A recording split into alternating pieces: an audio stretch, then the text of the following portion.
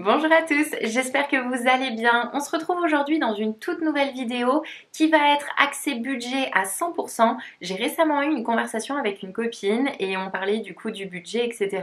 Et elle m'a dit Claire, si là, genre, ok, je regarde pas toutes tes vidéos et tout ça, mais si là, tu devais me donner 10 conseils pour apprendre à mieux gérer mon budget, qu'est-ce que ça serait? Et du coup, je me suis dit que pourquoi pas vous faire une petite vidéo récap. C'est pour ça que j'ai décidé de l'appeler mes 10 commandements budget. Et du coup, à travers cette vidéo, je vais vous faire le récap des points qui sont vraiment clés pour moi pour mieux gérer son budget et du coup ne plus avoir de problèmes, ne plus avoir à se soucier des fins de mois, etc. Pour ceux qui ne me connaissent pas, je m'appelle Claire et sur ma chaîne, vous pouvez retrouver des vidéos budget, investissement, lifestyle. Donc si ces thèmes-là vous intéressent, n'hésitez pas à vous abonner. Et c'est tout de suite parti pour le premier commandement / le premier conseil qui est de se payer en premier. Dès que vous touchez votre salaire, dès que vous avez une rentrée d'argent, surtout payez-vous en premier. Je sais que c'est tentant souvent quand on a son argent, on se dit yes, ça y est, je vais pouvoir dépenser, je vais pouvoir me faire plaisir sur tout, etc. Mais juste pensez à vous, pensez à votre futur, pensez à vos projets et payez-vous en premier. C'est psychologique. Si vous avez de l'argent qui reste sur votre compte, vous allez forcément vous dire qu'il est là et que du coup vous pouvez potentiellement le dépenser. Si de suite vous faites un virement pour l'investir ou l'épargner, vous ne le verrez plus directement sur votre compte et du coup vous verrez votre compte peut-être à 300 € au lieu de 1500 €, je sais pas. Forcément, quand il reste que 300 € au lieu de 1500, on se dit pas qu'il nous reste la même somme d'argent et du coup forcément on a un petit peu moins envie de dépenser cet argent. Et je vous jure qu'au début ça peut paraître un petit peu frustrant, mais en fait sur le long terme et justement quand derrière on arrive à financer des projets, c'est vraiment hyper satisfaisant. Ce que je vous conseille dans tous les cas, même si vous n'avez pas le système des enveloppes budgétaires, etc., c'est qu'à chaque fois que vous touchez votre salaire, il y a 10% automatiquement, peu importe combien vous gagnez, mais minimum 10% qui part directement dans une épargne. Commandement numéro 2, bon celui-là il est un petit peu classique mais pourtant il est important de le rappeler, ne dépense jamais plus que tu ne gagnes. Arrête les crédits à la consommation, arrête tout ça, arrête de vivre au-dessus de tes moyens. Oui, ça va être hyper plaisant un temps parce que tu vas avoir l'impression d'avoir plein d'argent, de pouvoir faire tout ce que tu veux, mais sur le long terme, ta situation financière ne va faire que s'aggraver et ça va te créer beaucoup de problèmes. Je sais qu'on est beaucoup en mode one life, c'est pas grave, on dépense, on a 20 ans qu'une fois, etc. Mais non, c'est pas vrai. C'est vraiment à 20 ans que tu peux commencer à prendre des bonnes habitudes. C'est pas se priver, encore une fois. Si tu apprends à bien gérer ton argent, tu te priveras peut-être un petit peu, je vais pas non plus mentir, mais sur le long terme, vraiment, tu seras hyper satisfait de ce que tu as réussi à construire et tu peux, malgré tout, au lieu de dépenser 500 € dans des voyages, dépense que 400 et épargne 100 et ça sera déjà un très très bon début. Pour être sûr que tu ne dépenses pas plus que tu ne gagnes, vous le savez, j'utilise personnellement le système des enveloppes budgétaires. Je catégorise toutes mes différentes dépenses et du moment que mon enveloppe est vide, j'arrête forcément de dépenser cette enveloppe. Commandement numéro 3, prépare-toi face aux imprévus. Avoir une épargne de précaution, c'est primordial. Je sais pas comment font les gens qui n'ont pas de livret A ou qui ont genre 100 ou 200 € sur un livret A. On le sait, la vie est pleine de rebondissements et à un moment dans votre vie, vous aurez forcément des imprévus. Je suis désolée de vous le dire, mais à un moment, il y a de l'argent que vous allez devoir sortir et si vous ne l'avez pas prévu, si vous ne l'avez pas, c'est là où derrière vous allez devoir prendre des crédits à la consommation, venir vous endetter et du coup venir aggraver votre situation financière. Alors que même si vous mettez 50 € par mois, tous les mois de côté, sur une année, ça fait 600 €.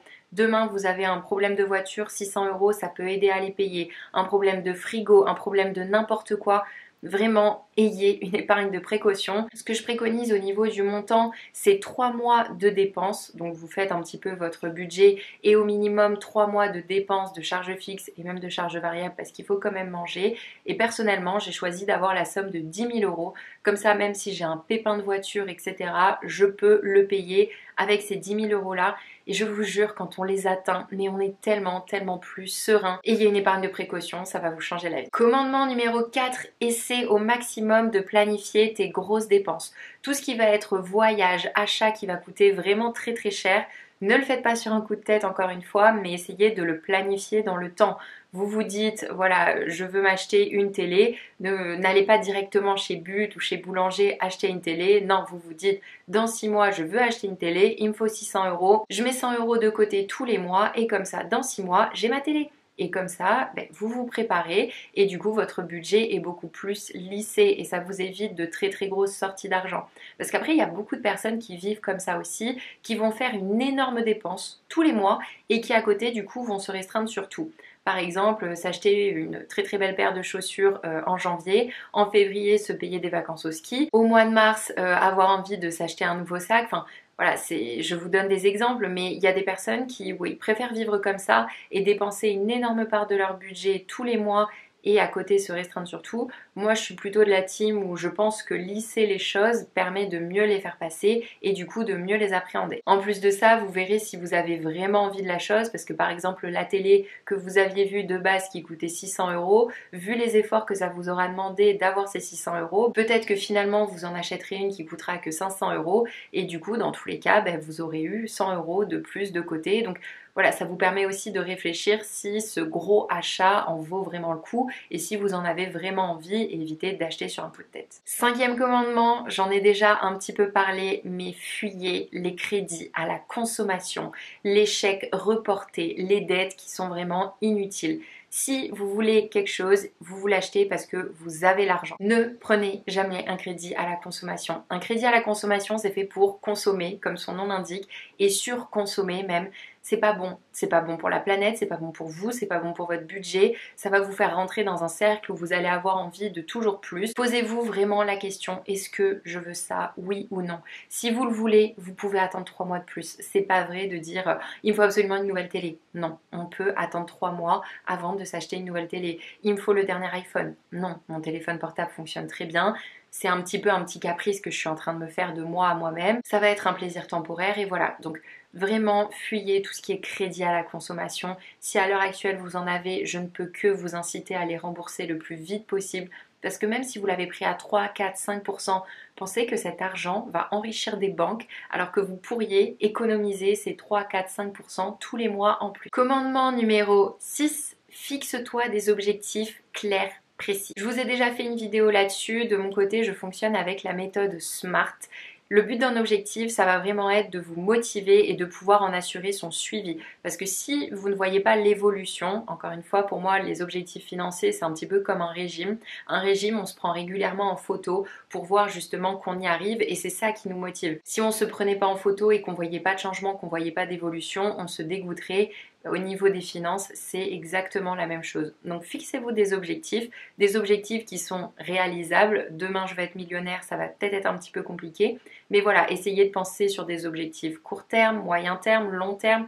Si votre rêve c'est de vous acheter une maison, commencez à vous y mettre dès maintenant. Ça peut être l'objectif d'une vie et du coup vous allez venir épargner un petit peu tous les mois pour réaliser cet objectif. Vous allez voir la cagnotte qui grossit de jour en jour et du coup derrière ça va vraiment venir vous motiver et vous donner envie de continuer. Commandement numéro 7, alors ça c'est quelque chose que j'ai découvert récemment mais je ne peux que vous inciter à le faire.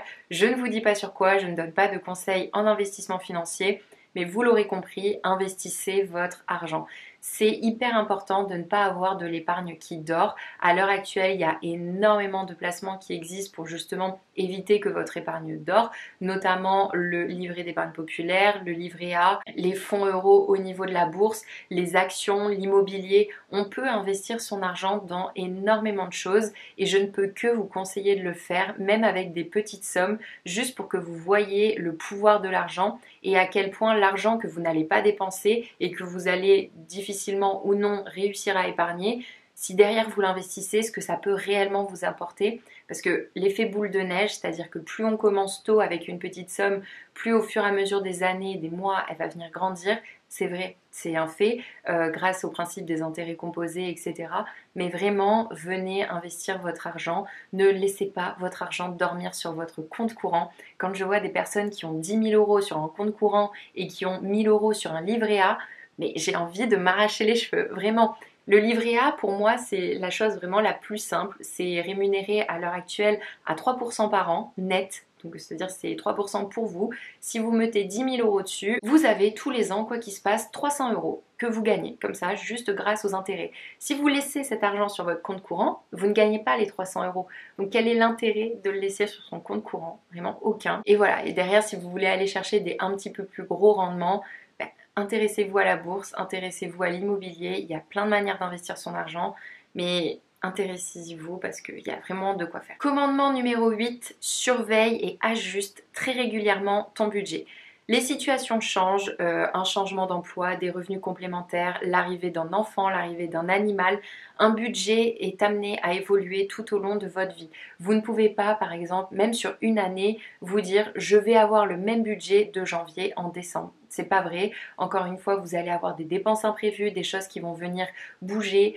Si demain vous avez une rentrée d'argent supplémentaire, eh bien, il va falloir apprendre à vivre avec. Il va falloir réadapter son budget. Un budget, c'est quelque chose qui vit avec vous et c'est hyper important d'en avoir 100% le contrôle et du coup de le revoir très régulièrement. Commandement numéro 9, fais la chasse aux petites dépenses. Je vous l'ai dit et redit, pour moi déjà les dépenses les plus simples à enlever, c'est tout ce qui est abonnement. Au niveau de vos charges fixes, au niveau de vos prélèvements, regardez tous les prélèvements que vous avez. Peut-être que vous n'avez pas besoin de Canal+, Netflix, Disney+, Deezer, Spotify, voilà. Faites vraiment le point sur ce que vous voulez. Même s'il y a un mois où vous avez vraiment envie d'avoir cet abonnement, prenez-le sur un mois. Mais faites attention aux abonnements récurrents qu'on ne voit même plus passer dans son budget, étant donné que les prélèvements sont faits de manière automatique et qui pourtant peuvent vraiment venir plomber un budget. Donc voilà, faites un petit peu le point sur tout ça et franchement, je suis sûre et certaine qu'en faisant le point, vous allez forcément faire de grosses économies. C'est pareil, tout ce qui est petit café pris à droite, à gauche, attention, ça vient faire des plus. Je vous avais déjà parlé dans une ancienne vidéo de mes Kinder Bueno à la fac. J'avais un budget de 30 € par mois de Kinder Bueno. C'est pas normal. J'ai été au supermarché, j'ai pris des Kinder Bueno, je suis descendue à 10 €. Mais 20 € de gagné sur une année, eh ben c'est 240 €. Donc voilà, ça fait quand même beaucoup au bout du compte. Et commandement numéro 10, qui pour moi est le plus important, ne te compare pas aux autres. Tu es unique, tu as une situation unique et c'est important que ton budget te corresponde à tes objectifs, corresponde à qui tu veux être et corresponde à ce que tu as envie. C'est pas parce que quelqu'un gagne 4 fois plus que toi que tu dois le jalouser, que tu dois te comparer, se dire ah là là, mais lui il part 6 fois en vacances dans l'année. Et alors, c'est pas grave, vous n'avez pas les mêmes objectifs. Lui veut partir en vacances 6 fois dans l'année, toi tu veux t'acheter une maison. Vous n'allez pas répartir votre argent de la même manière. Ton voisin, tes amis, etc. C'est normal, tout le monde ne peut pas avoir les mêmes objectifs de vie et donc les mêmes objectifs financiers. Chaque situation est unique. Le plus important, c'est que tu sois bien avec ton budget, que tu vives bien ton budget. Il n'y a pas de honte à ne pas aller au restaurant parce que ça coûte cher et dire j'irai le mois prochain. Ce n'est pas honteux. Ne te compare pas, sois à l'aise avec ton budget et même sois-en fier parce que tu vas pouvoir réaliser de grandes choses si tu apprends à le gérer correctement. Écoutez, c'est tout pour cette vidéo. Voilà les 10 conseils que j'ai donnés à mon ami et que du coup je vous donne par la même occasion. Je sais que c'est des conseils que j'ai déjà donnés à droite, à gauche dans différentes vidéos, mais j'avais vraiment envie de les regrouper. J'espère en tout cas que ces conseils pourront vous aider. J'espère que vous les appliquez déjà au quotidien et qu'ils vous ont aidé. J'espère qu'à l'heure actuelle, au niveau de votre situation financière, vous vous sentez bien, que tout est stable pour vous et que vous êtes en train d'atteindre de très beaux objectifs. Si vous avez des questions par rapport à tout ce que j'ai pu dire dans cette vidéo, n'hésitez pas à me les poser dans les commentaires. Si cette vidéo vous a plu, n'hésitez pas à mettre un maximum de pouces bleus. Et sinon, je vous dis à la prochaine pour une toute nouvelle vidéo. Je ne sais pas encore ce que ça va être, il va falloir que je le définisse. Mais on se retrouve dans tous les cas mercredi prochain. Et d'ici mercredi prochain, je vous souhaite une très bonne journée et je vous dis à la prochaine. Salut!